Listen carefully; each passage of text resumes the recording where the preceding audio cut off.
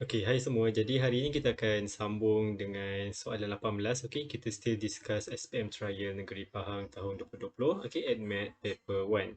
Jadi untuk soalan 18 ni, dia minta kita untuk solvekan the equation 3 cos kuasa 2x tambah sin 2x sama dengan kosong dan kita punya x ni, kita punya dia punya degree tu between 0 to 360 degree lah. Okay, jadi basically secara ringkas dulu sebelum kita proceed, bila kita nampak perkataan solve, okay, bila kita nampak perkataan solve, so basically soalan minta kita untuk cari x sama dengan berapa lah. Jadi untuk this question, basically x kita referring to kita punya this one lah, theta berapa, degree berapa. Okay, jadi sebelum kita proceed, ada beberapa perkara penting yang saya nak kongsi ataupun nak recap hari ini. Jadi first of all is, okay, first of all, before kita proceed dengan our revision, just want to highlight untuk soalan trigonometry macam ni, kita boleh refer formula daripada muka surat 3 ya, muka surat 3 bawah section trigonometry lah. Jadi ini daripada soalan nombor 3 sampai soalan nombor 8 saya dah copy paste kat sini untuk kita punya reference kemudian lah. Okay, cuma kita kena faham which one yang kita nak gunakan nanti. Okay, jadi untuk soalan 18 ni saya nak recapkan beberapa perkara ataupun basic understanding before we proceed lah. Jadi secara asasnya kita dah belajar kalau trigonometry mesti kita akan jumpa sin theta. Lepas tu kita akan jumpa cos theta dan kita akan jumpa tangent theta lah. Okay, cuma saya nak highlightkan tangent theta ni apa. Tangent theta is actually referring to sin theta bahagi cos theta. Jadi macam mana saya ingat ni, apa yang saya ingat lah. Kalau you guys ada better method to memorize, then it's up to you. Jadi contoh macam saya, the way saya ingat is actually siku lah. Okay, siku tangan tu, siku adalah siku. Yang ni siku. Betul ke siku macam ni? Yang ni siku tangan. Jadi macam ke bunyi dia macam lebih kurang close kan. Jadi C is actually referring to sin. Ku ni ko lah macam ko kan. Jadi cos. Jadi siku. Jadi that how I remember lah. Tapi if you guys ada better method, cara ingat, then do share so that everyone can learn the same thing lah. Jadi untuk sin ni, graph yang kita expect akan nampak ya, kalau kita ada paksi X, kita ada paksi Y, ataupun dalam kes ni bukan paksi X lah, dalam kes ni kita akan jadi paksi theta, okay, sebab kita guna theta kat sini.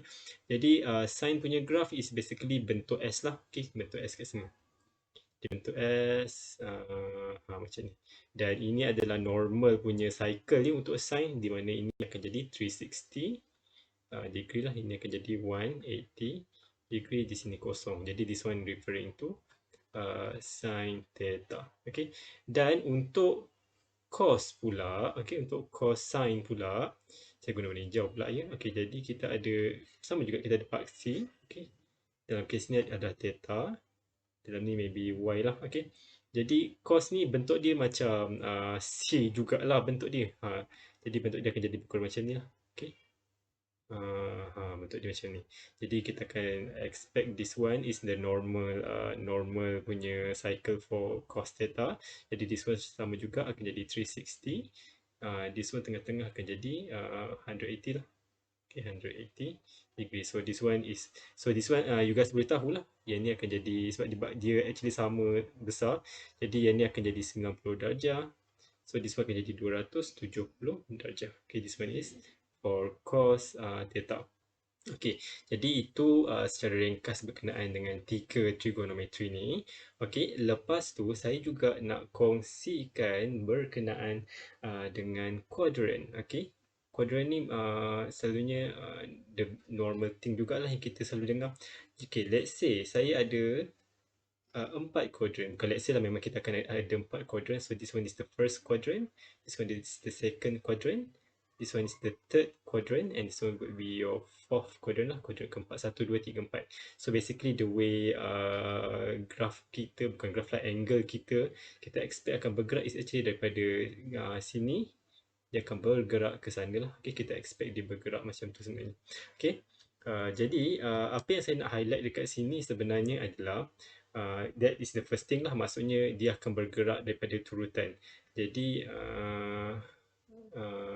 okay, sepatutnya saya tak padam tadi. Dia sepatutnya graf kita akan bergerak daripada sini sampai sini lah. Given that theta kita is actually theta ni basically angle lah. Okay, angle kita is positif lah. Tapi kalau angle kita negatif pula, okay, kalau lah angle kita tiba-tiba negatif, okay, so bila negatif ni samalah quadrant 1, 2, 3 and 4. Tak apa saya tulis lah. Okay, 1, kita ada 2 dekat sini, kita ada 3 dekat sini, kita ada 4 dekat sini lah. Okay, jadi kalau kita dapat kalau kita punya theta is negatif, okay, kalau theta kita negatif, dia tak akan bergerak macam ni, dia akan bergerak this one is anti-clockwise, so nanti yang ni akan bergerak clockwise lah, dia akan ikut arah jam. Okay, so dia akan bergerak daripada sini ke sana, jadi dia terbalik lah. Okay, and another thing yang penting before kita jawab soalan is actually to understand. Okay, kalau kita discuss on sin theta, kita akan dapat contoh nilai y lah. Okay, jadi kita akan try guna calculator lah. Kita try masukkan value supaya kita lebih faham lah. Okay, jadi let's say saya ada sin 60 darjah ya, contoh 60 dan 60 degree lah. Okay, jadi bila sin 60 degree, saya sepatutnya expect dapat this answer lah. Jadi dalam case ini kita ada sin, okay, sin 60 degree, okay, is sama dengan okay, ni kenapa buruk, tak apalah, square root 3 over 2 lah. Okay, ini yang kita sepatutnya expect untuk dapat kalau kita cari sin 60 degree. In other words, okay, sebenarnya kalau kita try to inversekan sin untuk this value, okay, 3/2 square root 3 bagi 2, kita sebenarnya akan dapat 60 degree. Okay, kalau tak percaya, let's say lah kalau you guys tak percaya, kita try buat shift, lepas tu kita inverse sin, kita akan masukkan this value. Okay, kita dengan 3 bahagi, mak sekejap 3, this one ke sana sikit, bahagi 2. Kita akan dapat balik 60 degree lah. So just nak tunjukkan apa relationship between sin theta dengan inverse sin. Okay, dan dia bukan saja untuk sin, tapi untuk semula cos, tangent dan sebagainya lah. Okay, jadi itu secara asas berkenaan dengan just nak recap sebab kita sebenarnya akan apply dalam soalan ni lah. Okay, jadi jom kita terus jawab soalan nombor 18. Okay, jadi untuk soalan nombor 18 ni, macam biasa, kita macam rasa tak best kan kalau kita tak salin balik information, jadi kita salin. Okay, salin, tak ada masalah pun, tak luak pun ink pen tu kan. Jadi kita salin dulu. Jadi 3 cos kuasa 2x campur dengan sin 2x, okay, sama dengan kosong. Dan ingatlah kita punya x is between 0 to 360 degree.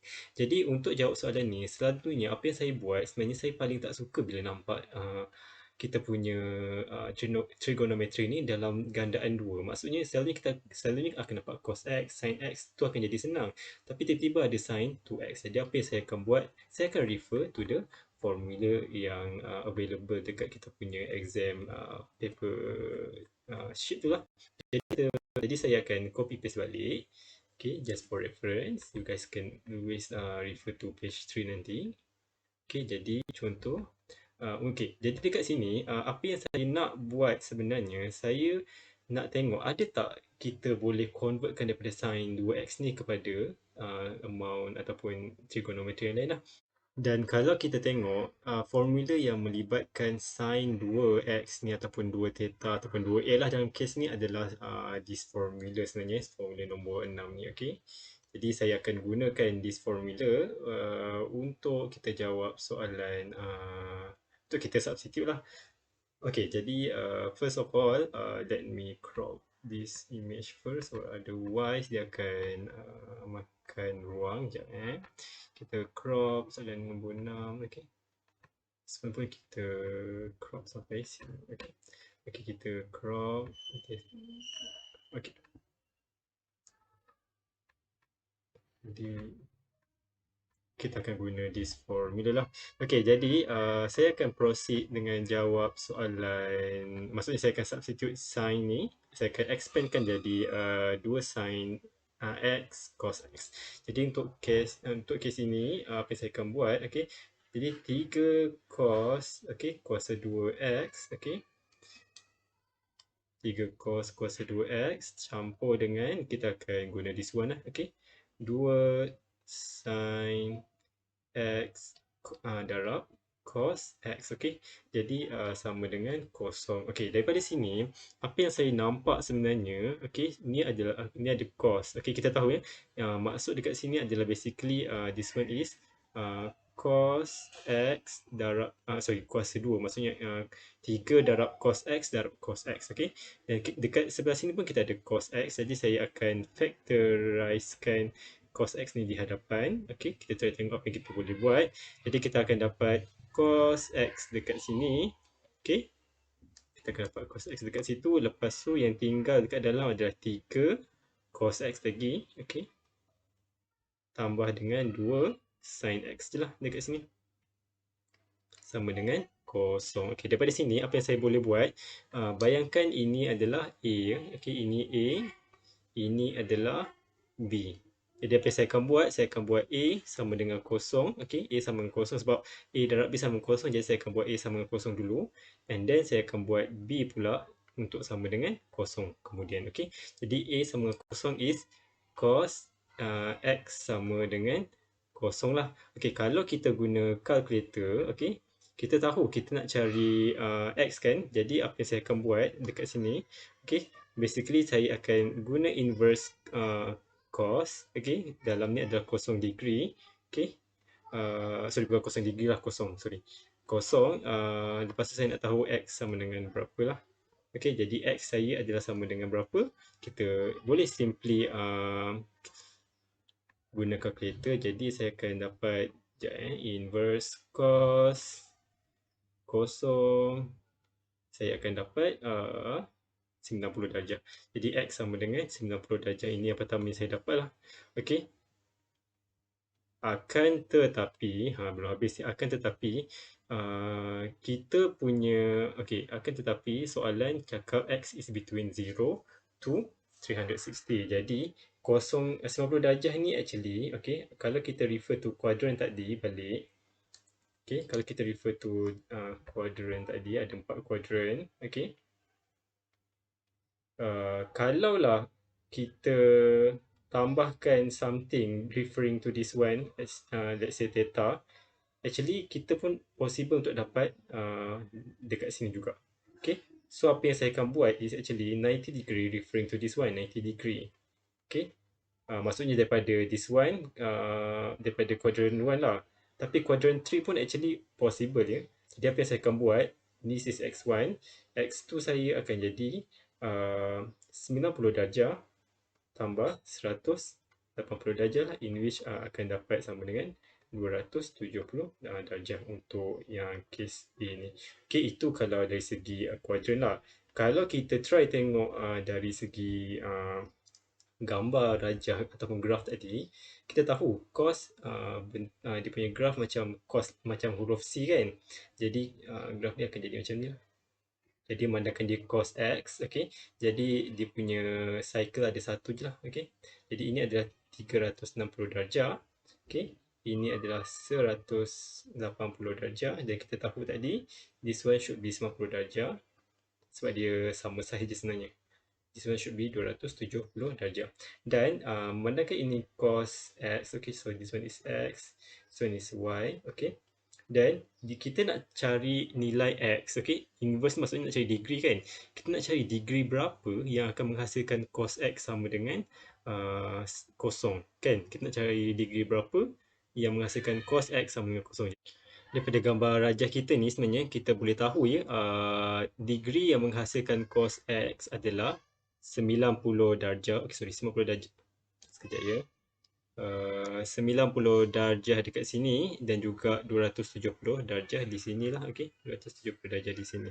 That's why kita akan dapat 90 darjah dengan 270 darjah lah. Okay, jadi itu untuk A. Sekarang kita akan proceed apabila B sama dengan kosong pula. Okay, jadi B sama dengan kosong. Okay, kita tukar balik warna purple. Okay, B sama dengan kosong. Okay, B sama dengan kosong pula. Jadi B sama dengan kosong, which B is actually 3 cos X tambah 2 sin X. Okay.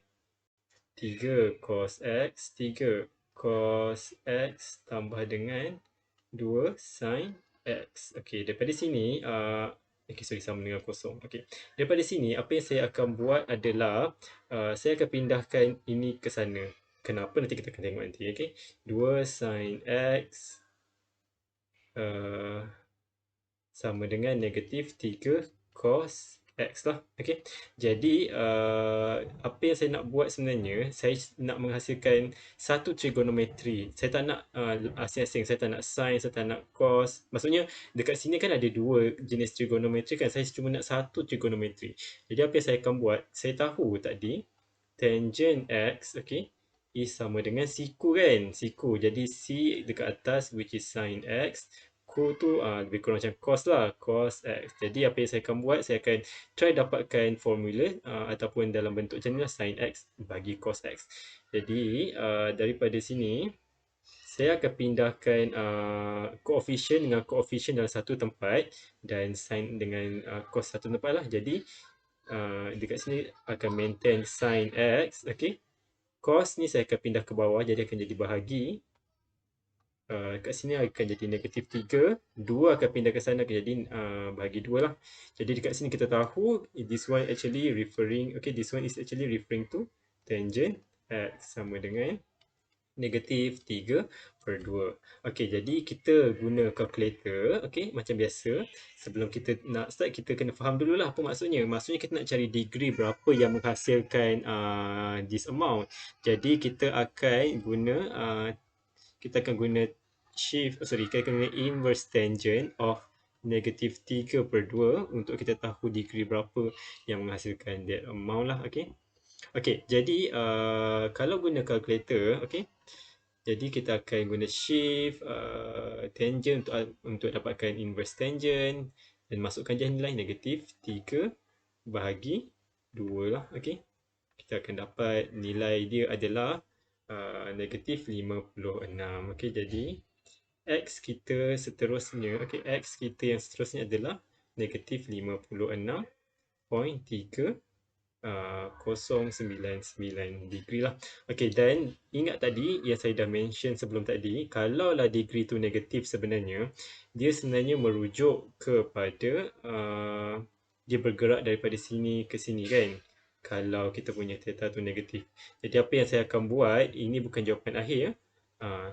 Apa yang saya akan buat, first of all, kita start daripada sini, which means this one is actually 360 degree lah. Jadi X kita sebenarnya sama dengan 360 darjah tambah, okay, tambah dengan this amount lah, tambah dengan this amount, which is sama dengan negatif 56.3099. Okay. So basically apa yang saya akan dapat dekat sini 360 darjah, kita guna calculator, kita akan tambah dengan answer tadi, kita akan dapat 303. Okay, itu degree kita lah. Itu jawapan kita sebenarnya, 303.6901 degree. Okay, Dan macam biasa saya cakap tadi, itu kalau bermula daripada kuadran ini. Jadi kita still kena consider this quadrant. Jadi macam biasa, sama juga macam case tadi, just ambil ni je lah apa yang kita buat tadi, 180 darjah. Okay, 180 darjah tambah dengan apa yang kita dah guna kalkulator tadi. Jadi X kita sama dengan 180 darjah tambah dengan negatif 56.3099 degree. Ni pun degree sebenarnya. Okay. Jadi apa yang saya akan dapat dekat sini 180 darjah tambah dengan, okay, dalam bracket tadi is actually negatif 56.3099 dan kita akan dapat 123 degree lah. Okay, 123.6901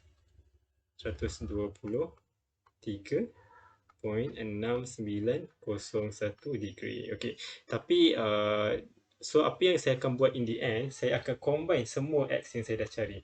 So this is our first X. Okay, ni X saya yang pertama. Okay, X saya yang pertama. Ni X saya yang kedua. Okay, ini X saya yang ketiga. Sorry, bukan ni. Ni X saya yang ketiga. Dan ini adalah X saya yang keempat lah. Jadi saya akan combinekan semua. Jadi X is actually sama dengan, okay, in the end, X should be sama dengan, first is, okay, 90 darjah. Okay. Dan dia sama dengan 270 darjah. Okay. Seterusnya, 303.69 darjah. Okay, 303.6901 darjah. Kalau boleh, maintainkan 4 decimal place. Dan last sekali 123.6901 degree. Jadi inilah jawapan kita. Kalau nak lagi cantik, kita susunlah kan. Jadi 90 dulu, yang ni kedua, yang ni ketiga, ni keempat. Jadi itu je lah jawapan kita untuk soalan nombor 18. Okay.